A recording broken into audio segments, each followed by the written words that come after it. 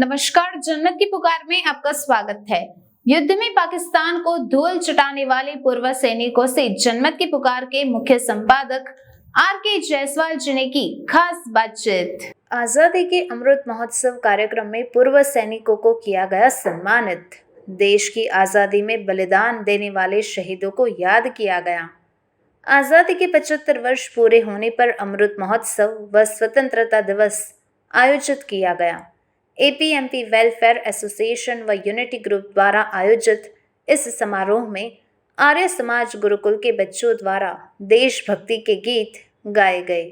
कार्यक्रम में बोलते हुए आयोजकों ने बताया कि आज़ादी की लड़ाई में लाखों लोगों ने बलिदान दिया और अपनों को खोया।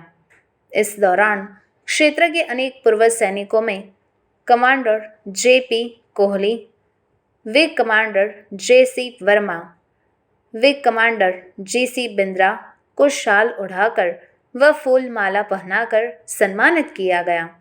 इस समारोह में मुख्य रूप से Ajay Bindal, president Sanjay Jain, Praveen Gaur, Yagyadutt Arya, Vineet Singh, Vinod Nenwani, Rajeev Arya, Vivek Kakkar, Sanjay Longwani, Chiranjeevi Longwani, Jogender Khattar, Yashpal Kalra, Sangeeta, Ashish Jain, Amarjeet Singh, Sunil Nenwani, Puran Munjal, RK. Maheshwari, general secretary Rahul Chillar मौजूद थे।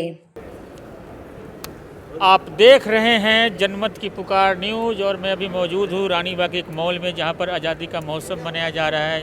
पूरे देश में अमृत महोत्सव मनाया जा रहा है और आज आपने भी यहाँ पे राष्ट्रीय प्रोग्राम किया, सांस्कृतिक प्रोग्राम किया। क्या संदेश देना चाहते हैं? सबसे पहले जायसवाल जी, आपको स्वतंत्रता के 75 वर्ष पूरे होने की बहुत बहुत बधाई।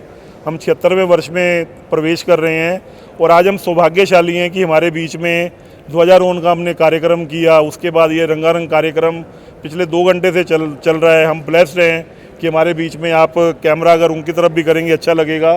कोमोडोर कोहली जिन्होंने सन 62, 65 और सन 71 की युद्ध में पार्टिसिपेट किया इंडियन नेवी में, आप कोमोडोर रिटायर हुए। हमारे बीच में विंग कमांडर वर्मा जी, आपने भी सन 62 में, सन 65 में, सन 71 के युद्ध में देश की तरफ से भाग लिया। आप विंग कमांडर रिटायर हुए इंडियन एयरफोर्स से। हमारे बीच में विंग कमांडर बिंद्रा जी हैं।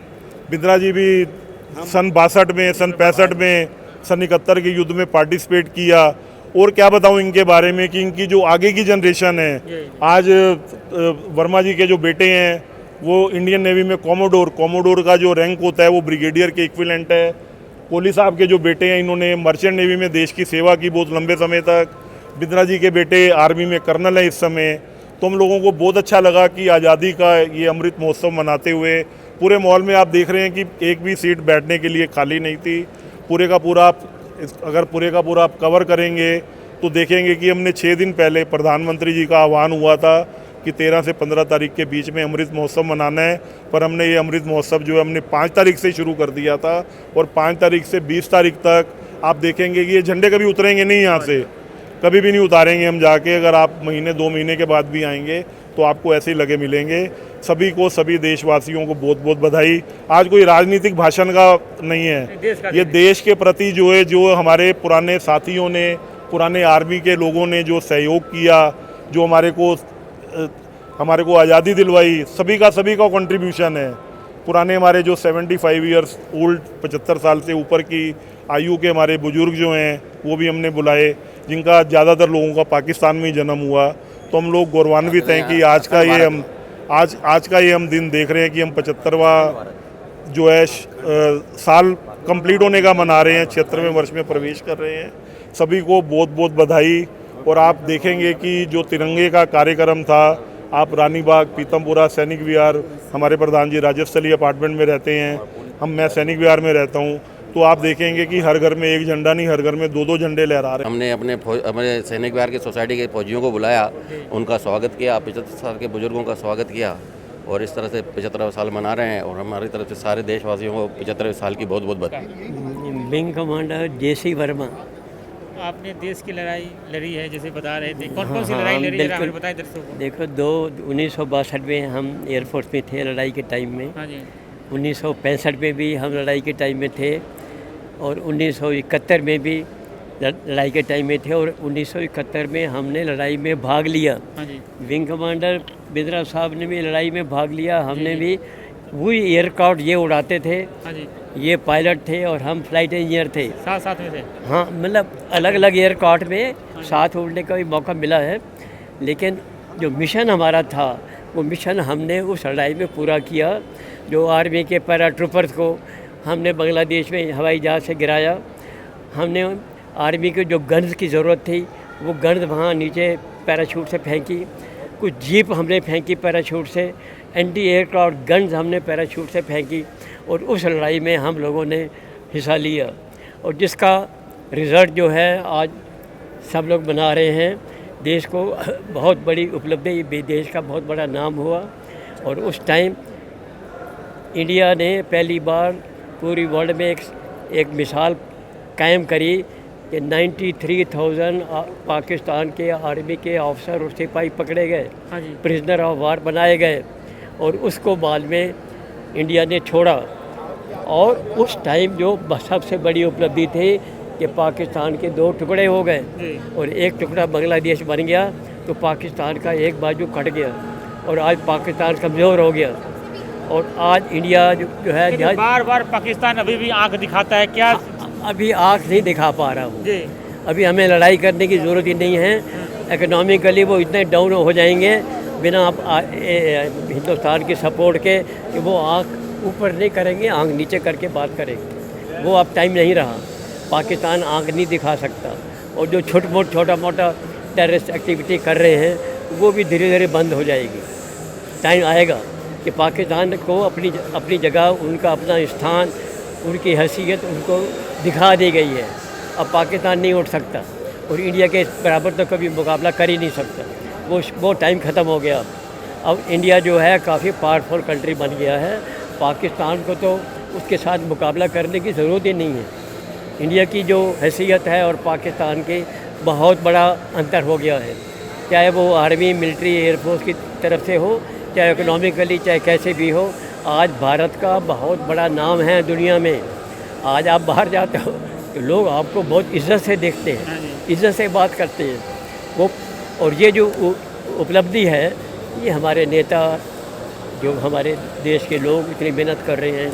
एक बार मोदी से किसी ने पूछा कि देश के ऊपर पूरी वर्ल्ड में कौन राज कर रहा है, तो उन्होंने बोला देखो गूगल का जो CEO है वो इंडियन है, उस फेसबुक का CEO इंडियन है, आप चले जाओ ABC उसका CEO इंडियन है।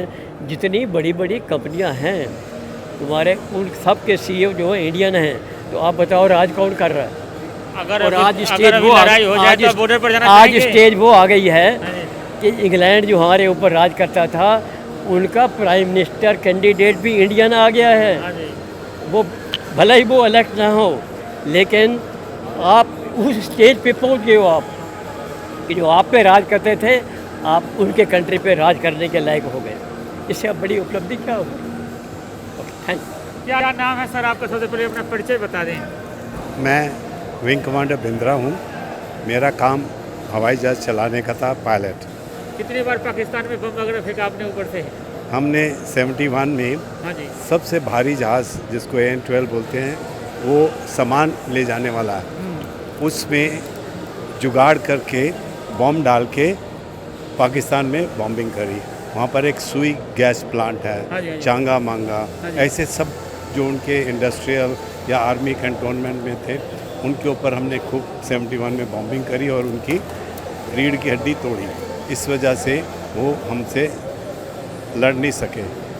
उधर तो पैराट्रूपर किए थे ईस्ट पाकिस्तान में, उसको बांग्लादेश बनाया, और वेस्ट पाकिस्तान में उनकी इंडस्ट्री, उनके कैंप सारे बॉम्ब करे। और किससे करे?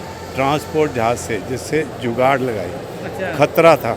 हमारे CEO को महावीर चक्र मिला, हमारे खूब सम्मानित किए गए। और ये एक नई चीज़ थी कि किसी जगह पे भी माल ढोने वाले जहाज़ों ने बॉम्बिंग नहीं करी है। ये यहाँ ही हम लोगों ने करी है, उसमें मैं भी शामिल था। तो उसी का सब मज़ा लिया ज़िंदगी का।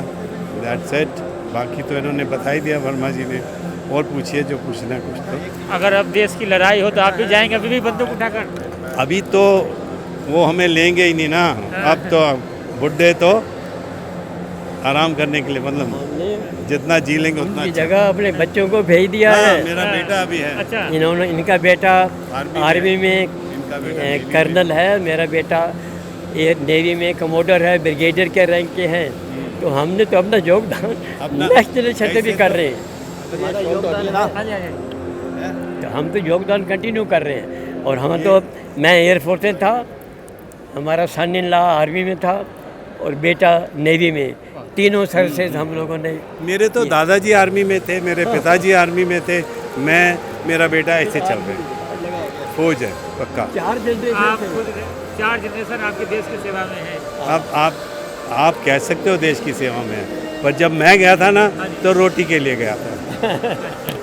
अगर आपने हमारा अभी तक चैनल सब्सक्राइब नहीं किया है तो कृपया चैनल सब्सक्राइब कर लें, लाइक करें, शेयर करें, कमेंट करें। तो मिलते हैं फिर किसी और खबरों के साथ। नमस्कार।